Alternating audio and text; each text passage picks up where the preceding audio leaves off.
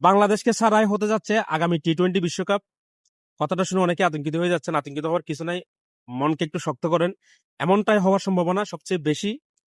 আমরা সবাই জানি গতকালকে একটা বিসিবির সাথে আইসিসির মিটিং হয়েছে।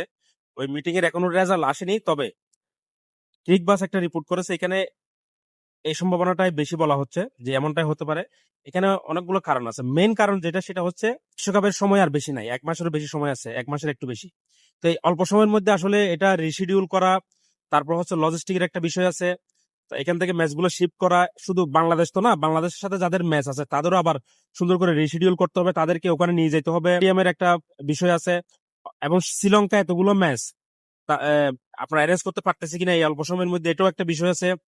আরেকটা বিষয় হচ্ছে, এখানে ভারত হচ্ছে ক্রিকেট বিশ্বের সবচেয়ে বড় বোর্ড, পয়সাওয়ালা, টাকাওয়ালা, শক্তিশালী, আসলে এটা মানতে হবে, এটা না মানার কিছু নাই। তো তারা কি এত বড় একটা অসম্মান তাদের বিশ্ব ক্রিকেট, এটা কি সহজে মেনে নিবে? 3 নম্বর কারণ হচ্ছে, এই মুহূর্তে আইসিসির সভাপতিকে জয়শাহ। জয়শাহকে ইন্ডিয়ান। আরো যদি বলি, জয়শাহ কিন্তু অমিত শাহর ছেলে, ভারতের হোম মিনিস্টার বলা বলা হয় মনে হয়। হোম মিনিস্টার, হ্যাঁ, হোম মিনিস্টারের ছেলে। বুঝতে পারতেছেন কোনপন্থী? তারপরে হচ্ছে সে সাবেক বিসিসিআই এর সেক্রেটারি ছিল। আমরা বুঝতে পারতেছি তার সর্বোচ্চ চেষ্টা থাকবে পাল্লাটা ইন্ডিয়ার দিকে নিয়ে যাওয়ার জন্য, কারণ এটা সবচেয়ে বড় অসম্মান হবে ইন্ডিয়ার।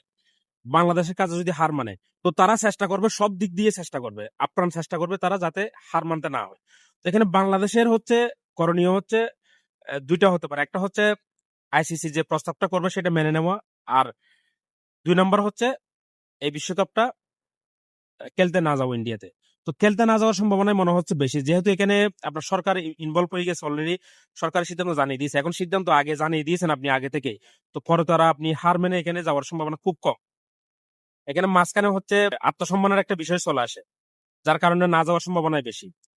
তো কিছু বিষয় আসলে যে ক্রিকেটের মধ্যে রাজনীতি ঢুকে গেছে, বিশেষ করে এটা শুরুটা ভারত থেকে হয়েছে। এই যে পাকিস্তানের সাথে তারা পাকিস্তানকে একটু দাবানোর জন্য, আমরা যাবো না ওখানে, সিকিউরিটি রিজন। তো এখন তাদের ব্যারাকলে তারাই পড়তে যাচ্ছিল, যদি এই ঘটনাটা আরো 3-4 মাস আগে হতো। কিন্তু এখন বিষয় হয়ে গেছে ভাই, বিশ্বকাপের সময় বেশি নাই। তো এই সময়ের মধ্যে আসলে আইসিসি মানবে না। আর আমাদের এই যে এশিয়ার মধ্যে এত ধরনের তালবাহানা, মানে ভারত পাকিস্তান যাচ্ছে না, পাকিস্তান ভারত যাচ্ছে না, এখন যদি আবার মানে বাংলাদেশের জন্য যদি আলাদা করে তাদের একটা ইয়ে করতে হয়, কি বলে ওই হাইব্রিড মডেল আর কি, এটা করতে হয়, তাহলে এখানে খেলার সৌন্দর্য নাই। অন্যান্য দেশ বলবে যে এগুলো কি হচ্ছে, এগুলো কি নাটক হচ্ছে নাকি খেলা হচ্ছে। আইসিসি এখানে কিছু করতে পারতেছে না, কারণ হচ্ছে ক্রিকেটের সবচেয়ে বেশি রেভিনিউ আসে আমাদের এই এশিয়ান থেকে, এশিয়ান কান্ট্রি গুলো থেকে। অস্ট্রেলিয়া থেকে বেশি রেভিনিউ নাকি আমাদের বাংলাদেশ থেকে যায়, বাংলাদেশে যখন ম্যাচ হয়। কারণ হচ্ছে আমাদের এশিয়ার যে দেশগুলো, এগুলো হচ্ছে ক্রিকেট পাগল, এখানে ফুটবলে আসলে আমাদের তেমন একটা কিছু করার নাই, যার কারণে পাকিস্তান, ইন্ডিয়া, শ্রীলঙ্কা, তারপর হচ্ছে বাংলাদেশ, আফগানিস্তান, আমরা হচ্ছে ক্রিকেট পাগল, কারণ আমাদের ফুটবলে তেমন একটা উন্নতি নাই, তেমন একটা অর্জন নাই। তো সবচেয়ে বড় হচ্ছে ভারত, পাকিস্তান, বাংলাদেশ, শ্রীলঙ্কা, আফগানিস্তান, এই দেশগুলো থেকে বেশি নাকি আপনার রেভিনিউ জেনারেট হয় আইসিসি তে। তো আইসিসি এক্ষেত্রে হার্ড কোনো ডিসিশন, কঠিন কোনো ডিসিশন, সিদ্ধান্ত নিতে পারতেছে না।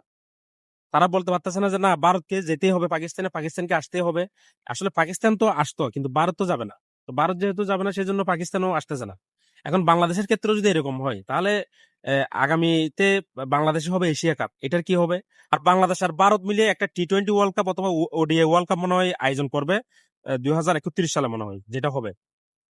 অথবা একটা টি-20 ওয়ার্ল্ড কাপ মনে হয় এর আগে 29-এ টি-20 ওয়ার্ল্ড কাপ মনে হয় আয়োজন করবে, তখন কি হবে?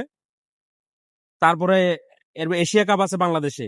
তারপরে হচ্ছে মাঝখানে পাকিস্তানে মনে হয় আরেকটা কি আছে। তো এখানে তো এই তালবাহানা হলে মানে মানুষ তো বিরক্ত হয়ে যাবে। ক্রিকেটটা এমনিতেই আস্তে আস্তে ক্রিকেটের জনপ্রিয়তা কমে যাচ্ছে, এই যে টি-20-র কারণে কিছুটা আছে।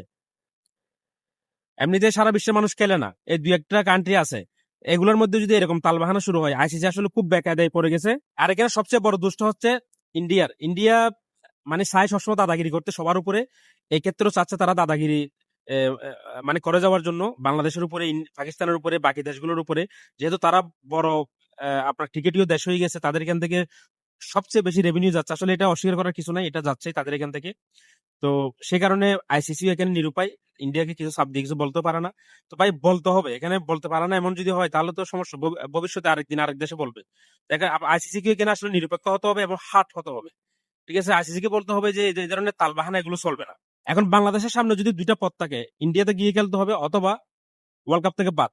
তাহলে কোনটা করা উচিত বাংলাদেশের? একটু কমেন্ট করে জানাবেন সবাই।